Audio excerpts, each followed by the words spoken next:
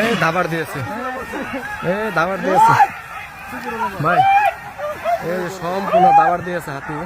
আর এখানে লোক দেখেন কিভাবে দৌড় দিয়েছে।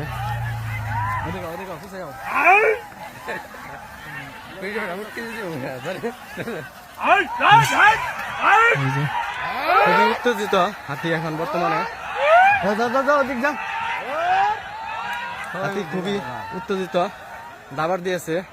মশাল দেখছিল, এই যে পাশে মশাল, মশালটি দেখে হাতি আবার আক্রমণ করার জন্য চেষ্টা করলো। খুবই দেখে। আর এই মুহূর্তে পাখা ধান ক্ষেত অবস্থা খুবই খারাপ। ওই যে মশাল নিয়ে আসছে, মশালে কিছু করতে পারতেছে না মুহূর্তে। আর হাতি পুরা ধান খেতে ছড়াই গেছে। এটাই সবচেয়ে বড় হাতি আক্রমণ। এই দেখেন এই পাশে পাল ধরে নামছে, সম্পূর্ণ ফাঁকা ধান খেতের মধ্যে নেমে পড়ছে।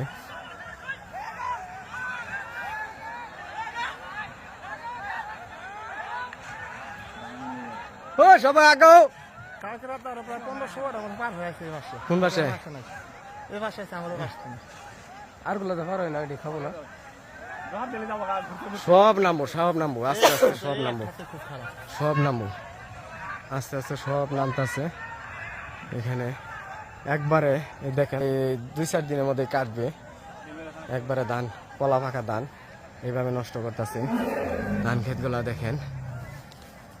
আর এখানে লোকজন ভোগাবাতি দিয়ে নামার মতন লোক নাই, একটা ভোগাবাতি আছে। আর এখানে প্রচুর জনতা হারিয়ে দেখছে।